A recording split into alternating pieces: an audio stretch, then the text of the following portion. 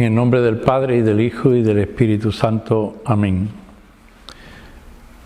Buenas tardes a todos los catequistas y también los que en su momento vos podáis ver este vídeo que hoy va a tratar sobre la Iglesia. La Iglesia, cuando se conoce a fondo, se le ama de verdad y de corazón. Y es de lo que os voy a hablar. No de mi experiencia, de todo lo que yo le debo a la Iglesia, sino un poco conocer qué es la Iglesia.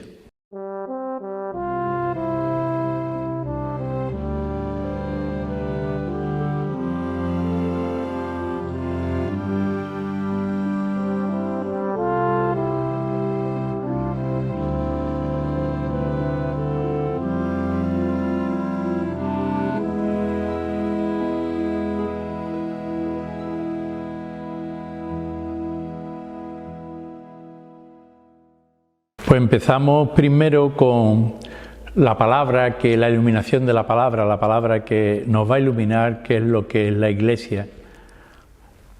La Iglesia es un misterio del amor de Cristo, es un misterio del amor de Cristo que Él depositó en la persona de San Pedro. Tú eres Pedro y sobre esta piedra edificaré mi iglesia. Esa fue la voluntad de Jesús. Sobre esta piedra, sobre Pedro, voy a edificar mi iglesia. Es un misterio de amor, y se lo da a San Pedro.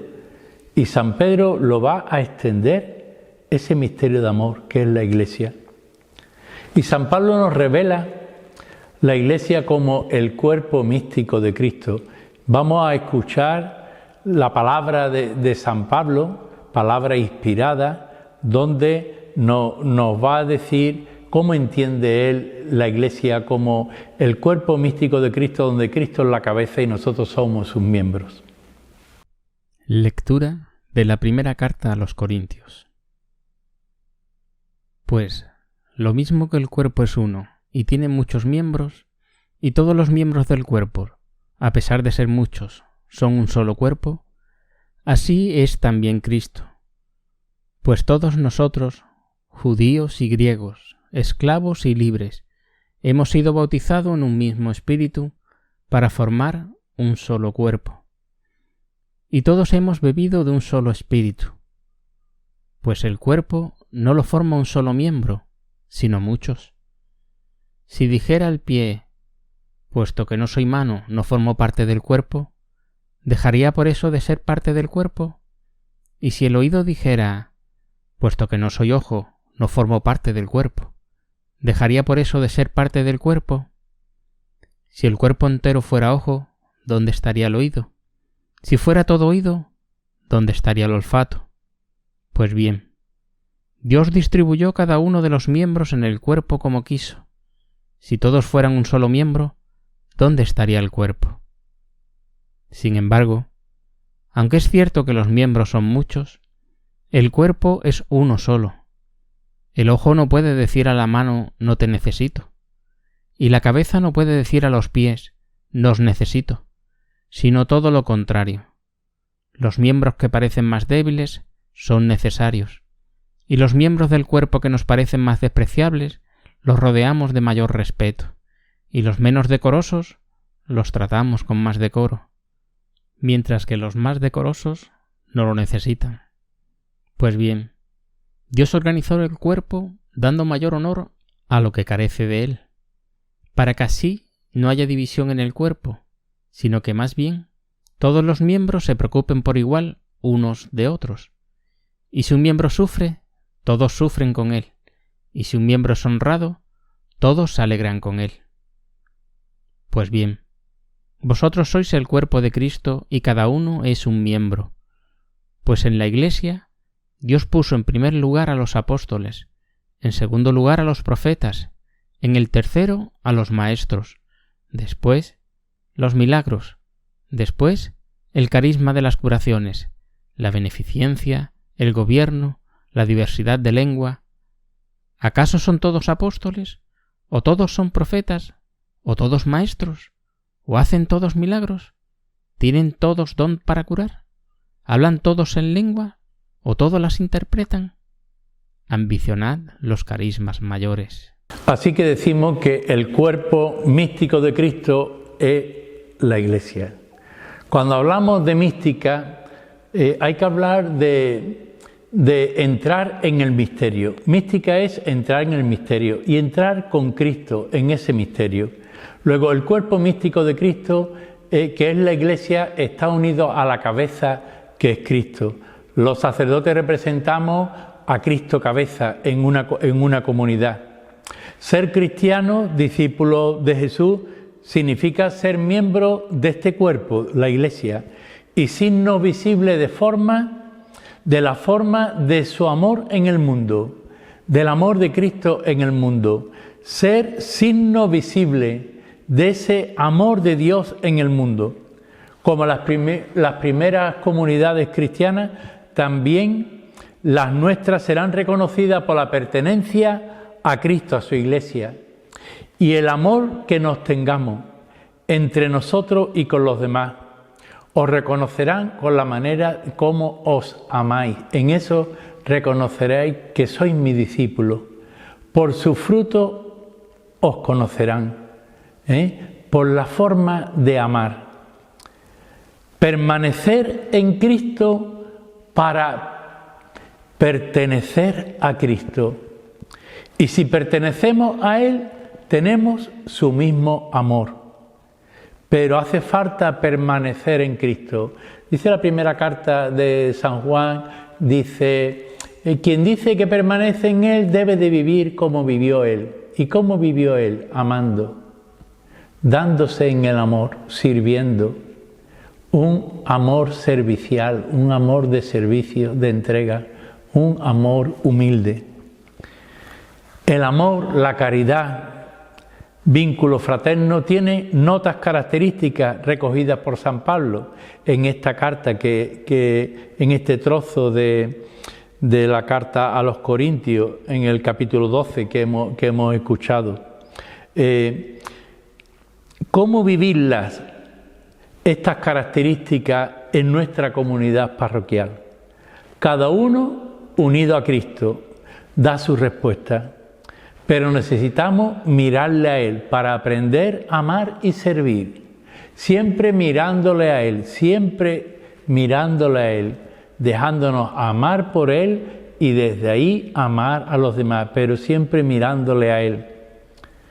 Este texto de la Sagrada Escritura nos desvela numerosos matices de lo que entendemos por cuerpo místico de Cristo. Primero, tener un mismo y único espíritu con mayúsculas. Pues lo mismo que el cuerpo es uno y tiene muchos miembros y todos los miembros del cuerpo, a pesar de ser muchos, son un solo cuerpo, así es también Cristo. Pues todos nosotros, judíos y griegos, esclavos y libres, hemos sido bautizados en un mismo espíritu para formar un solo cuerpo, y todos hemos bebido de un solo espíritu. Tener un mismo y único espíritu. Cuando en la comunidad primitiva se hablaba de tener un solo corazón, un solo espíritu, una sola alma, ¿no? Es eso, todo el espíritu de Cristo, Cristo en el centro, todos unidos a Cristo y bebiendo de ese espíritu de Cristo. Tener un mismo y único espíritu, cada miembro de la comunidad, el espíritu de Cristo. Una segunda característica, en el único cuerpo ejercemos distintos servicios. Pues el cuerpo no lo forma un solo miembro, sino muchos.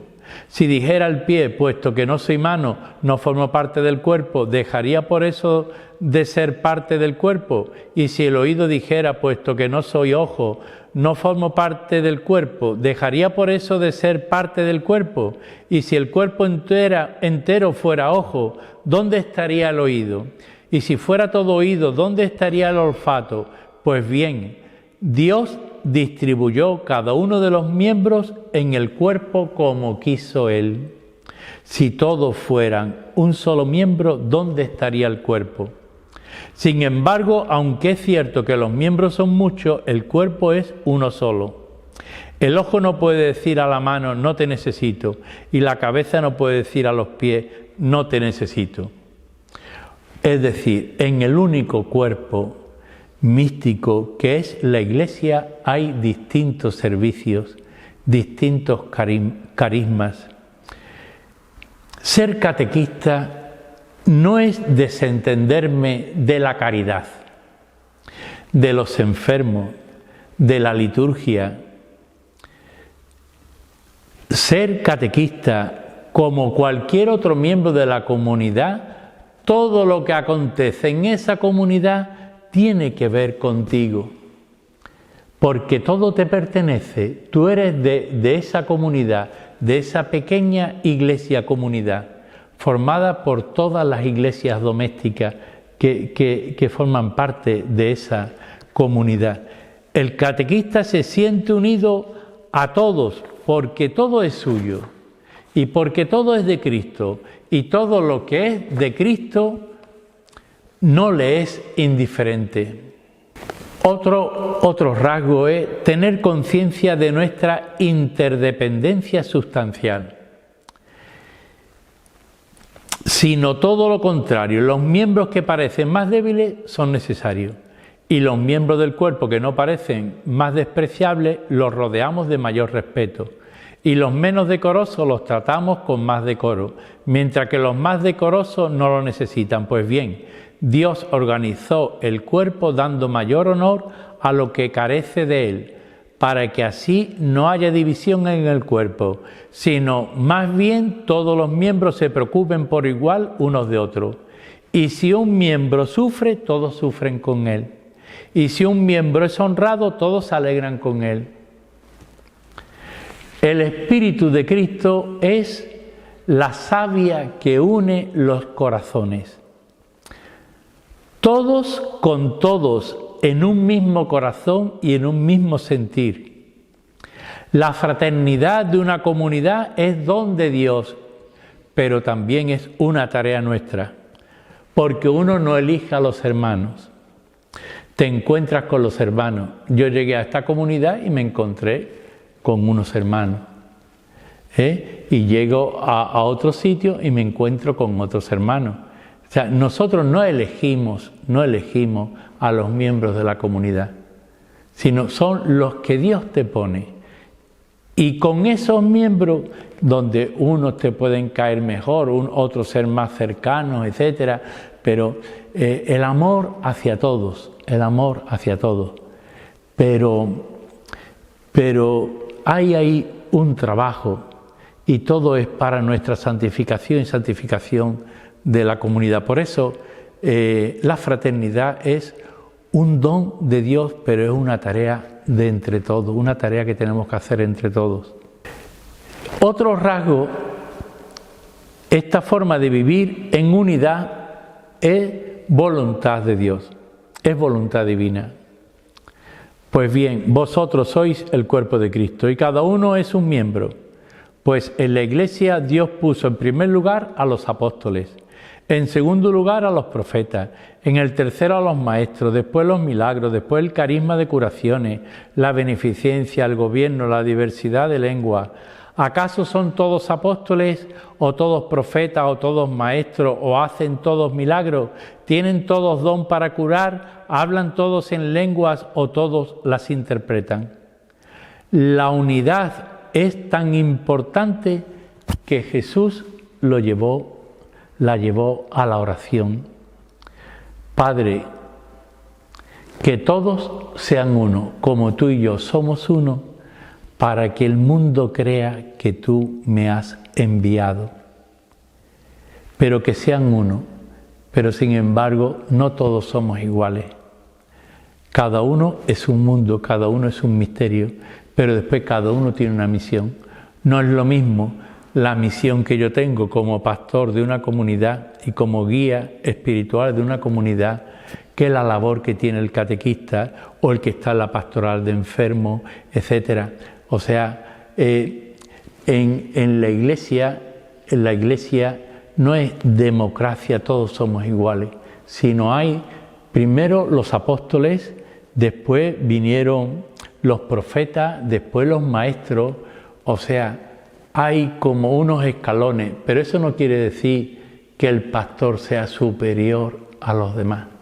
El pastor es servidor de todos, de todos. Entonces es siervo de todos. Es como Jesús que se pone a lavar los pies a todos. Sin embargo, Jesús estaba por encima de todos los apóstoles. Sin embargo, Jesús se coge y es humilde, se pone a servir. Todos nosotros estamos para servir. Entre todos esa unidad. La unidad es para que se cumpla el sueño de Jesús. El sueño de oro, dice el padre Ignacio Larrañaga. La unidad es el sueño de oro de Jesús, que lo llevó a la oración sacerdotal en el capítulo 17 de San Juan. Y el último rasgo, así a la luz de la palabra que hemos escuchado, es el lazo que nos une en el cuerpo místico, que somos, el cuerpo místico que somos. El lazo que nos une es el amor. Ambicionar los carismas mayores. Mira, de todos los carismas os voy a mostrar uno. El amor. Teresa de Lisieux, pues ella pensaba, ¿cómo puedo yo en la iglesia? ¿Qué puesto tengo yo en la iglesia? Y se puso a contemplar este cuerpo místico de Cristo y dijo, ya sé lo que yo tengo que ser en la iglesia, el amor, el amor. Porque el amor está en todos, en toda la iglesia, en todos los miembros de la iglesia, el amor. Ser amor es ser de Cristo. Colosenses 3:14. La caridad es el vínculo de la perfección. El modo de vivir en este cuerpo místico es la caridad. Ahora subsisten la fe, la esperanza y la caridad, estas tres, pero la mayor de todas ellas es la caridad. 1 Corintios 13:13. Por eso, amar a la iglesia es amar al hermano. Es dejarse amar por Dios para amar a Dios amando a los hermanos. Un segundo punto que vamos a tratar es creo en la Santa Iglesia Católica. Es el tema que desarrolla el Catecismo de la Iglesia Católica en los números 748 al 975, que como muchos de vosotros tendréis el Catecismo, y si no en el compendio del Catecismo, los números 147 al 199, sobre creo en la Santa Iglesia Católica. Con el término Iglesia se designa al pueblo que Dios convoca y reúne desde todos los confines de la tierra, para constituir la asamblea de todos aquellos que por fe y el bautismo han sido hechos hijos de Dios, miembros de Cristo y templo del Espíritu Santo. Creer en la Iglesia Católica es creer en la Iglesia que pensó Jesús. Es verdad que siempre está en un proceso de purificación. Cada generación necesita arrancar la cizaña para ser trigo bueno, trigo que será molido para hacerse pan de Cristo para los demás. La catolicidad es la universalidad. Nosotros eso lo vivimos ¿dónde? En nuestra pequeña comunidad, en la parroquia. Otro tercer punto sobre la Iglesia es la doble dimensión de la Iglesia: misterio y visibilidad. Al intentar profundizar en qué es la Iglesia, nos encontramos con una realidad que escapa a nuestra capacidad de comprensión racional. Cuando afirmamos la presencia viva de Jesucristo, la asistencia continua del Espíritu Santo, la eterna previsión del Padre que nos convoca a la comunión, cuando constatamos que en ella el amor de Dios permanece a pesar de los defectos, para construir un templo sagrado, una casa de santidad en la que todos, miembros de su cuerpo, somos vehículos de su amor, realizando nuestra propia vocación a la escucha de la palabra de Dios, en la oración, en la asidua participación en los sacramentos y en la búsqueda constante del rostro de Cristo en cada hermano. Todo esto hay que mirarlo con una mirada de fe, ojos iluminados del corazón, dirá San Pablo. Esto tiene que ver más que con la cabeza, con el corazón. Una mirada de fe penetra y llega al misterio de cada hermano, al corazón de cada hermano. Estamos llamados a poner amor donde no lo hay.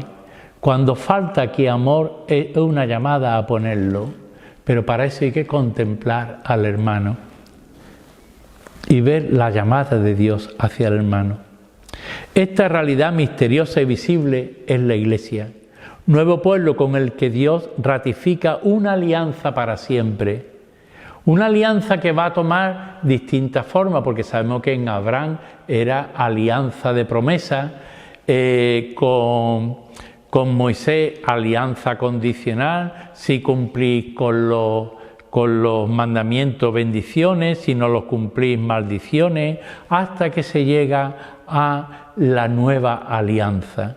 La nueva alianza que es la que nos hace a nosotros participar de la gracia de Cristo que ha muerto y ha resucitado del misterio pascual. A través de los sacramentos nosotros participamos de la gracia, de la santidad de ese misterio pascual, de esa fuente, ese manantial de vida para toda la humanidad, pero que solamente aquellos que le miran a Él son los que reciben de forma consciente para poder dar una respuesta a tanto amor derramado. Las dos dimensiones de la realidad eclesial son invisibilidad, el misterio Iglesia como misterio de comunión para la misión, y visibilidad. Son inseparables, irreductibles entre sí. Como personas sujetas a la temporalidad y a la historia necesitamos signos concretos, visibles, pero por otra parte, sin la presencia y la acción constante de Dios, la Iglesia sería una más de las instituciones o entidades creadas por los hombres para rendir un servicio a la sociedad. Por eso cuando se dice Cáritas no es una ONG, la Iglesia no es una ONG para ayudar a la gente. La Iglesia presencia de Dios en el mundo, porque nosotros a través de los sacramentos Él se hace presente y también en nosotros mostramos el rostro de Cristo muerto y resucitado. La Iglesia existe para convertirse en morada de Dios en el mundo. El Papa Benedicto XVI, cuando era cardenal, dio una conferencia sobre la eclesiología respecto a luz de la gente, el Lumen Gentium del Vaticano II. Decía él estas palabras: quien quiere comprender la orientación de la eclesiología conciliar del Concilio Vaticano no puede olvidar los capítulos 4 y 7 de la Constitución Lumen Gentium, luz de la gente, en los que se habla de los laicos, de la vocación universal a la santidad, de los religiosos y de la orientación escatológica de la Iglesia. Es la orientación de las realidades últimas de la Iglesia, o sea, hacia dónde camina la Iglesia peregrina, hacia la Jerusalén celeste. En esos capítulos se vuelve a destacar una vez más el objetivo intrínseco de la Iglesia, lo que es más esencial a su existencia. Y fijaros lo que dice: lo más esencial de su existencia de la Iglesia es otra nota de la Iglesia una, santa, la santidad de la Iglesia. Por eso, cuando yo digo que hay que buscar la santidad, ser perfecto como mi Padre Celestial es perfecto, la santidad, buscar la santidad, la llamada a la santidad, qué importante es tomarse en serio esa santidad de vida. Todo en comunión con Cristo, todo según la voluntad de Dios. Se trata de la santidad, de cumplir la voluntad de Dios, de que en el mundo exista espacio para Dios, de que pueda Dios habitar en él y así el mundo se convierta en su reino. La santidad es algo más que una cualidad moral. Es el habitar de Dios con los hombres, de los hombres con Dios, la tienda de Dios entre nosotros y en medio de nosotros. Se trata del nuevo nacimiento, no de la carne o de la sangre, sino de Dios. La orientación a la santidad es lo mismo que la orientación escatológica de las realidades últimas, ¿no?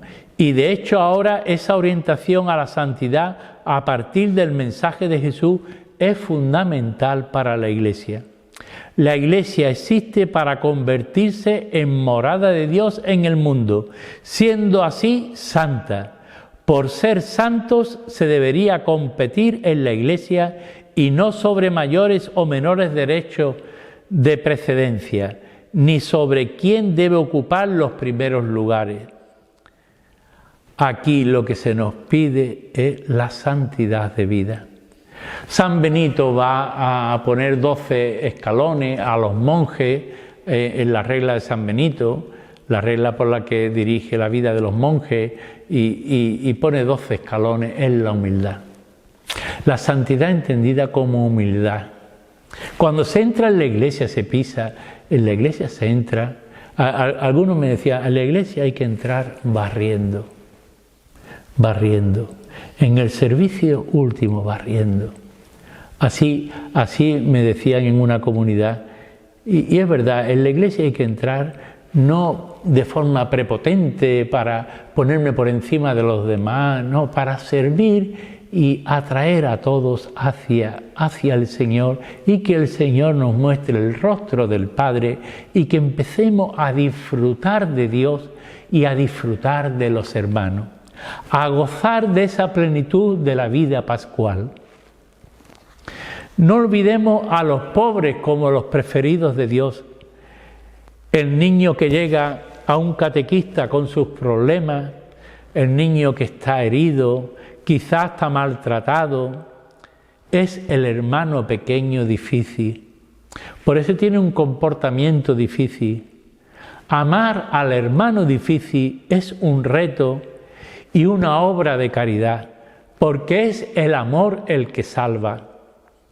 No hay que poner a ese niño fuera. No, lo que hay es que integrarlo a fuerza de amor, de escucha, de hablar con él, de llevárselo aparte, de decirle esto, contarle lo otro, que él vaya desahogándose hasta que el catequista hace ahí como de madre de la iglesia, ¿no? Y hace de Jesús que escucha a su discípulo que está herido y va a curarle las heridas, va a consolar a ese niño hasta que ese niño va cogiendo confianza y va abriéndose al misterio de Dios. Cuarto punto, la comunión es el eje de toda la vida eclesial. La Iglesia está llamada a ser epifanía del misterio trinitario, es decir, manifestación del misterio de la Santísima Trinidad, que es un profundo misterio de comunión, de amor entre las tres personas divinas. Toda comunidad está llamada a ser manifestación de lo que es Dios, Padre, Hijo y Espíritu, una comunión de amor. La mirada del Padre hacia el Hijo y del Hijo hacia el Espíritu y hacia el Padre, la mirada de comunión y de amor. Eso es, mirarnos con amor, pero reflejando el misterio de la Santísima Trinidad.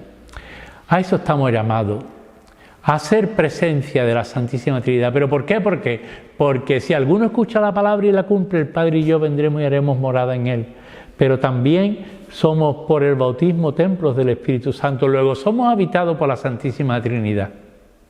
Esto se tiene que notar en nuestra vida.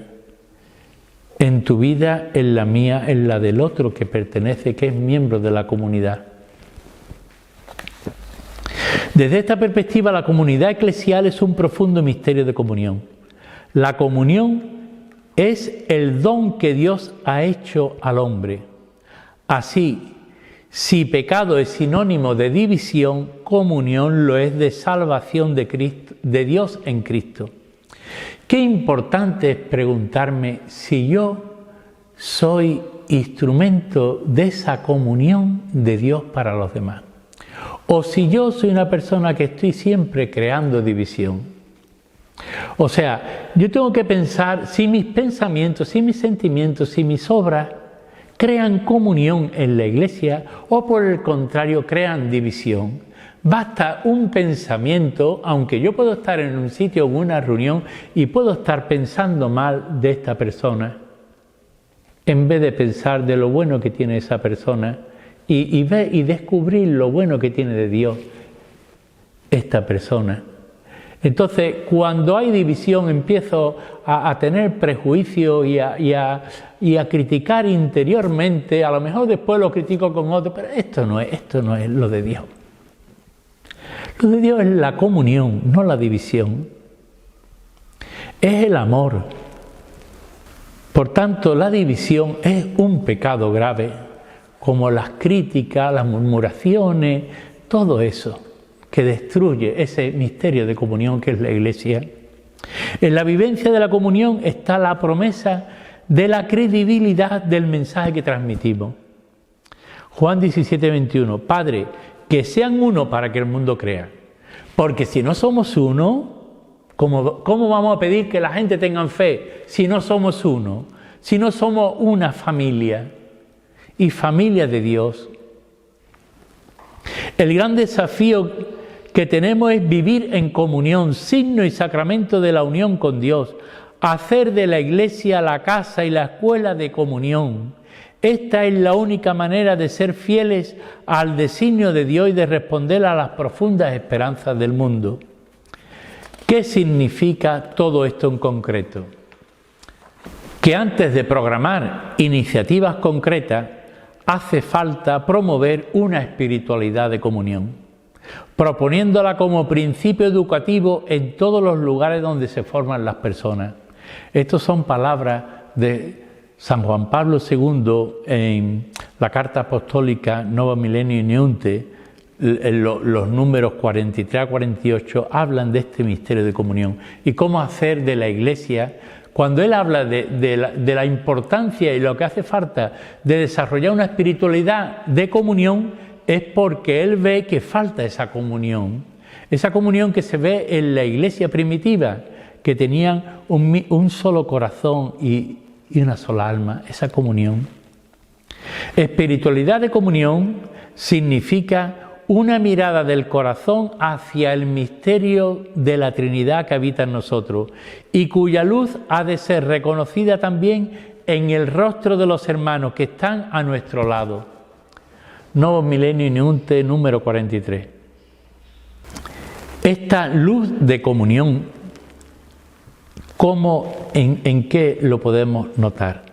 Primero, en la capacidad de sentir al hermano de fe en la unidad profunda del cuerpo místico y por tanto como uno que me pertenece, para saber compartir sus alegrías y sus sufrimientos, para intuir sus deseos y atender a sus necesidades, para ofrecer una verdadera y profunda amistad. Hay muchas reacciones psicológicas. Yo me encierro en mí mismo, yo llevo en mi vida el aislamiento, el espiritualismo, yo voy a lo mío, yo de esto cojo esto, a lo otro no. Entonces, no. Hay que preguntarse siempre, ¿esto es de Dios, no es de Dios? ¿Esto es reino de Dios, no es reino de Dios? Muchas veces cuando hay un problema, en vez de afrontarlo y de dialogarlo como hermanos y practicar el perdón, muchas veces nos encerramos nosotros mismos. Quiero llevar la razón por encima del otro y me quedo como aislado, pero el corazón se hace de piedra. Aquí estamos llamados a otra cosa, la capacidad de sentir al hermano de fe como uno que me pertenece, porque está puesto por Dios.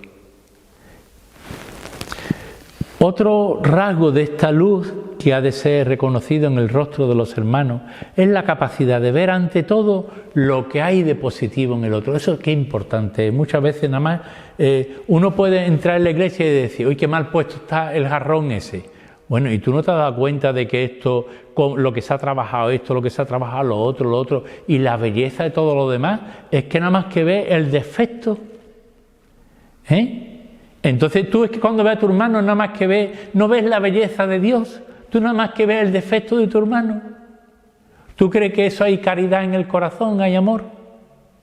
No, es que hay un corazón sucio que tiene que ser limpiado, porque los limpios de corazón ven a Dios en el hermano. Esa capacidad de ver todo lo que hay de positivo en el otro para acogerlo y valorarlo como regalo de Dios. Un don para mí, además de ser un don para el hermano que lo ha recibido directamente. Otro rasgo así de esta luz de que hay que ver en el rostro de los hermanos es saber dar espacio al hermano, llevando mutuamente la carga de los otros y rechazando las tentaciones egoístas que continuamente nos acechan y engendran competitividad, ganas de hacer carrera, desconfianza, discordias, envidia. O sea, todo eso tiene que... Esa es la basura de la iglesia. Es basura, eso no es reino de Dios. Eso hay que tirarlo a la basura. Nosotros somos otra cosa. Nosotros somos de Dios, nosotros somos llamados a vivir la santidad de vida. Eso es otra cosa. Ser de Dios, mi reino no es de este mundo. Nosotros somos de otra materia. Porque nosotros cuando nos alimentamos de los sacramentos nos estamos alimentando de la divinidad. Sin este camino espiritual, de poco servirían los instrumentos externos de la comunión. Se convertirían en medios sin alma, máscaras de comunión más que modos de expresión y de crecimiento espiritual. No podemos vivir como hacer de la iglesia como si fuera un carnaval, cada uno con su máscara. No, es la sinceridad, la verdad, la justicia, la limpieza de corazón, la libertad, el amor, el diálogo, sin máscaras. Esto es lo que yo soy, esta es mi pobreza, esta es mi realidad, pero la pongo al servicio de los demás. Y quinto punto, la misión de la iglesia es evangelizar. Fijaros, o sea, el catequista es su misión, ha sido llamado, tiene vocación a eso, a evangelizar. La misión universal de la Iglesia nace del mandato de Jesucristo, que llama y envía a sus discípulos por todo el mundo para continuar su obra de salvación. Y se cumple en el curso de los siglos la proclamación del misterio de Dios, Padre, Hijo y Espíritu Santo, y del misterio de la encarnación del Hijo como evento de salvación para toda la humanidad. Este es el contenido fundamental de la profesión de la fe cristiana. Id y haced discípulos, bautizándolos en el nombre del Padre, del Hijo y del Espíritu Santo, y enseñándoles a guardar todo lo que yo os he mandado. Id a todo el mundo. La misión universal, la misión de evangelizar, enseñar a guardar lo que Él nos ha enseñado. La misión de la Iglesia es anunciar el reino de Cristo y de Dios, establecerlo en medio de toda la gente. La Iglesia es sacramento, esto es, signo e instrumento de la íntima unión con Dios y de la unidad de todo el género humano. Ella es, por tanto, signo e instrumento del reino, llamada a anunciarlo y a instaurarlo. Importantes y grabadas en el corazón de la Iglesia están las palabras de Pablo VI. Palabras importantísimas. Evangelizar constituye, en efecto, la dicha y vocación propia de la Iglesia, su identidad más profunda. Ella existe para evangelizar, es decir, para predicar y enseñar, ser canal del don de la gracia, reconciliar a los pecadores con Dios, perpetuar el sacrificio de Cristo en la Santa Misa, memorial de su muerte y resurrección gloriosa. Son palabras para grabarlas a fuego en el corazón. La Iglesia existe para evangelizar. Ahí está su identidad más profunda, su ser. No es lo que tiene que hacer, es lo que es. Es lo que es su identidad. Evangelio vivo. Y termino con una para reflexionar y bueno, como para hacer una pequeña reflexión y si estuviéramos en grupo para poder compartir, ¿no? Son tres preguntas. Una, piensa en situaciones concretas de la vida parroquial en las que podemos poner en práctica la espiritualidad de comunión. Piensa. ¿Dónde sientes llamada a poner espiritualidad de comunión? ¿Dónde falta la comunión? Segundo, ¿qué compromisos puede adquirir para progresar en el camino de la santidad?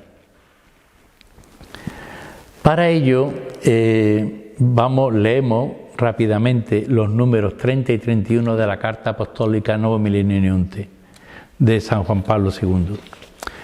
Confesar a la Iglesia como santa significa mostrar su rostro de esposa de Cristo, por la cual Él se entregó precisamente para santificarla. Este don de santidad, por así decir, objetiva, se da a cada bautizado. Este don de la santidad se le da a cada bautizado. Pero el don se plasma a su vez en un compromiso que ha de dirigir toda la vida cristiana. Esta es la voluntad de Dios, vuestra santificación. Primera Tesalonicenses 4:3. Esta es la voluntad de Dios, la santidad. Es un compromiso que no afecta solo a algunos cristianos. Todos los cristianos de cualquier clase o condición están llamados a la plenitud de la vida cristiana y a la perfección del amor. Recordar esta verdad elemental poniéndola como fundamento de la programación pastoral que nos atañe al inicio del nuevo milenio podría parecer en un primer momento algo poco práctico. ¿Acaso se puede programar la santidad? ¿Qué puede significar esta palabra en la lógica de un plan pastoral? En realidad, poner la programación pastoral bajo el signo de la santidad es una opción llena de consecuencias. Significa expresar la convicción de que si el bautismo es una verdadera entrada en la santidad de Dios por medio de la inserción en Cristo y la inhabitación de su Espíritu, sería un contrasentido contentarse con una vida mediocre, vivida según una ética minimalista, es decir, como una ética de ir a lo mínimo. No, Él nos invita a ir a lo máximo. Y una religiosidad superficial no vale. Una religiosidad profunda. Preguntar a un catecúmeno, ¿quieres recibir el bautismo? Significa al mismo tiempo preguntarle, ¿quieres ser santo? Significa ponerle en el camino del sermón de la montaña. Sed perfectos porque es perfecto vuestro Padre Celestial. Como el concilio explicó, este ideal de perfección no ha de ser malentendido como si implicase una especie de vida extraordinaria, practicable solo por algunos genios de la santidad. Los caminos de la santidad son múltiples y adecuados a la vocación de cada uno. Doy gracias al Señor que me ha concedido beatificar y canonizar durante estos años a tantos cristianos y entre ellos a muchos laicos que se han santificado en las circunstancias más ordinarias de la vida. Es el momento de proponer de nuevo a todos una convicción, con convicción este alto grado de la vida cristiana ordinaria. La vida entera de la comunidad eclesial y de las familias cristianas debe de ir en esta dirección. Pero también es evidente que los caminos de la santidad son personales y exigen una pedagogía de la santidad verdadera y propia, que sea capaz de adaptarse a los ritmos de cada persona. Esta pedagogía debe enriquecer la propuesta dirigida a todos con las formas tradicionales de ayuda personal y de grupo y con las formas más recientes ofrecidas en las asociaciones y en los movimientos reconocidos por la Iglesia. O sea, el Papa San Juan Pablo II lo que invita a que ¿qué es lo primero? Pues mira, que vamos a hacer estas cosas y vamos a tener estas reuniones. No, lo primero es la santidad. ¿Cómo vamos a vivir la santidad? ¿Cómo esta comunidad se va a santificar? ¿Cómo los catequistas nos vamos a santificar? ¿Qué medio utilizamos para santificarnos? Para ser más de Dios y menos de nosotros. ¿Entendéis? O sea, es hacer la voluntad, dice Santa Teresa, la santidad es adecuar nuestra voluntad a la voluntad de Dios. Y termino con algo precioso de cuando el cardenal vietnamita Van Thuan conmovió a San Juan Pablo II, dio unos ejercicios espirituales a la curia romana en marzo del año 2000 y transmitió su experiencia vivida durante 13 años que pasó en las cárceles comunistas, ¿no?, en el Vietnam, y 9 en régimen de aislamiento. Nosotros llevamos de aislamiento, llevamos nada. Él 9 años aislado, completamente aislado, y él le propone a San Juan Pablo II, le propone como un sueño, ¿no? Él soñaba así a la Iglesia: sueño con una gran esperanza, sueño con una Iglesia que es puerta santa, abierta, que acoge a todos, llena de compasión y de comprensión por las penas y sufrimientos de la humanidad, dedicada a consolarla, dedicada a consolar tanto sufrimiento. Fijaros ahora, tantos pobres, tanta miseria, ¿a dónde nos va a llevar todo esto? Tanto dolor en los hospitales, Entonces, ser consuelo, llevar el consuelo de Dios, puerta santa.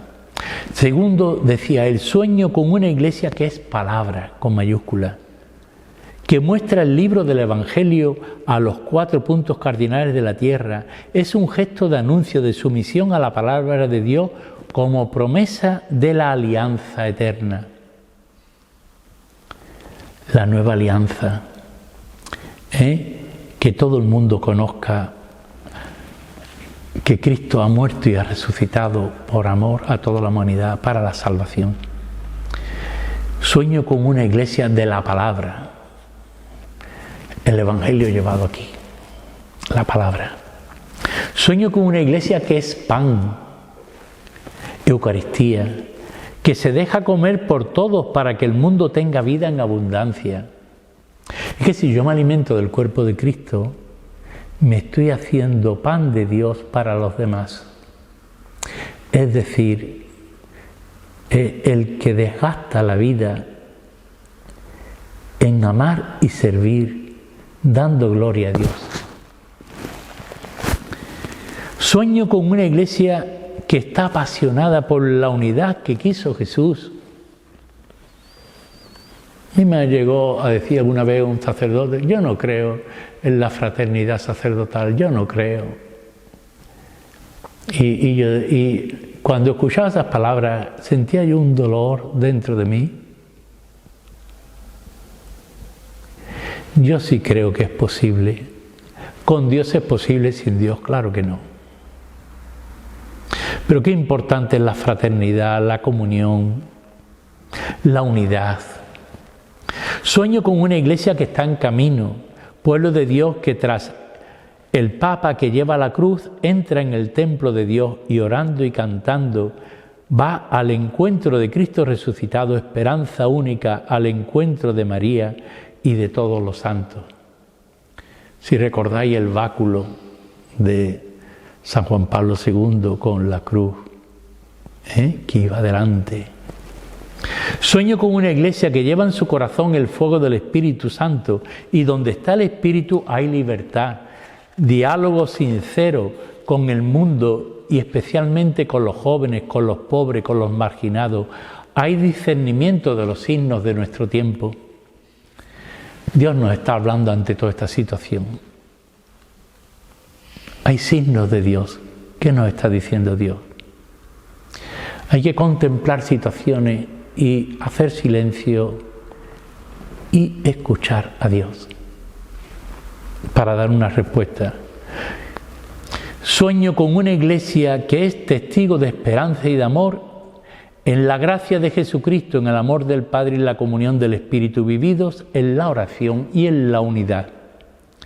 Y termina él diciendo, qué alegría, qué esperanza. María Santísima, vida, dulzura y esperanza nuestra, ruega por nosotros. Gloria al Padre, al Hijo y al Espíritu Santo. Como era en el principio, ahora y siempre, por los siglos de los siglos. Amén.